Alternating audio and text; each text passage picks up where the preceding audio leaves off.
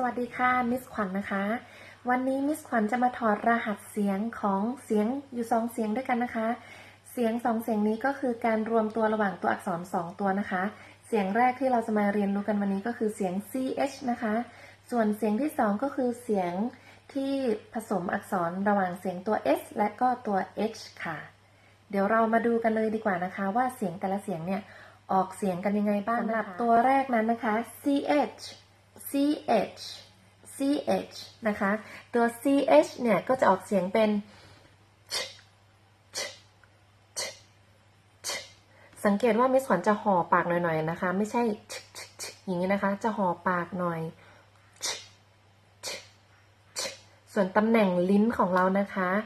เปรียบเสมือนนี่คือฟันบนกับฟันล่างนะคะลิ้นของเราเนี่ยจะแตะที่ด้านหลังของฟันบนอยู่นิดๆค่ะก่อนที่เราจะเปล่งเสียงไม่มีตัวเสียงที่ไม่มีตัวสะกดนะคะเป็นเหมือนลมออกมาเฉยๆนะคะคำว่าคล้ายๆกับว่าเรากำลังออกเสียงคำว่าเชแต่มีแค่ลมออกมานะคะ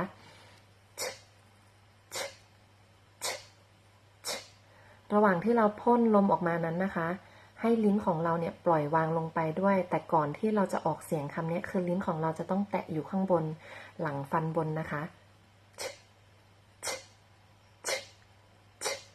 คำนี้เสียงจะค่อนข้างยากหน่อยนะคะถ้าฝึกบ่อยๆก็จะได้เดี๋ยวเรามาดูเสียงที่2กันเลยดีกว่านะคะสำหรับเสียงนั้นก็คือเสียง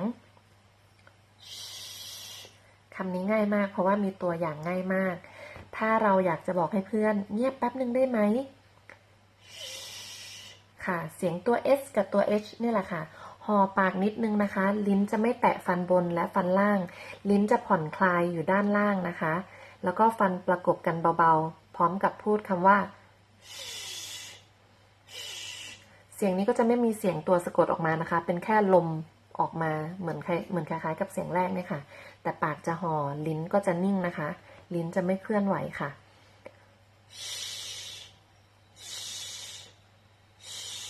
นี่แหละค่ะคือเสียงของตัว sh นะคะค่ะมิสขวัญจะยกตัวอย่างของคำศัพท์ที่ขึ้นต้นด้วยตัว ch แล้วก็คำศัพท์ที่ขึ้นต้นด้วยเสียง sh มาให้ฟังกันนะคะสำหรับเสียงตัว ch นั้นออกเสียงตัว sh ออกเสียงอย่างที่เราได้ฝึกกันมาเมื่อกี้เนี่ยนะคะสำหรับคำนี้นะคะซึ่งแปลว่าราคาถูกเนี่ยจะออกเสียงว่า cheap อย่าลืมตำแหน่งที่วางลิ้นนะคะ cheap ห่อปากนิดนึงแล้วก็มาคำนี้ค่ะอย่าลืมนะคะขึ้นต้นด้วยเสียง sh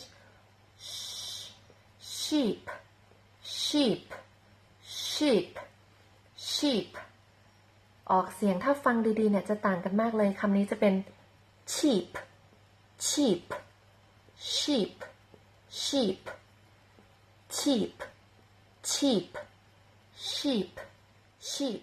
ค่ะตัวอย่างคำศัพท์คำต่อไปนะคะที่ขึ้นต้นด้วยเสียง ch ก็คือคำว่า chair แล้วก็ที่ขึ้นต้นด้วยเสียงตัว sh นะคะก็คือ share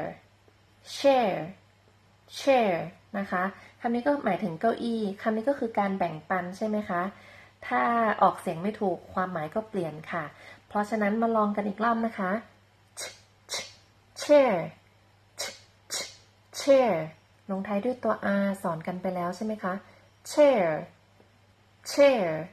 สำหรับคำนี้นะคะ share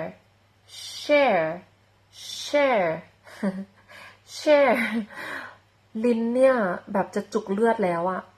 ออกเสียงมาอย่างเงี้ยเหมือนเรียนภาษาจีนเลยใช่ไหมคำนี้ก็จะค่อนข้างยากนะคะไปฝึกใช้กันถ้าใครมีคำถามเพิ่มเติมเนี่ยสามารถสอบถามมาใต้คอมเมนต์ได้เลยนะคะหรือว่าจะอินบ็อกซ์มาก็ได้ค่ะสำหรับวันนี้ขอจบเพียงแค่นี้นะคะสวัสดีค่ะ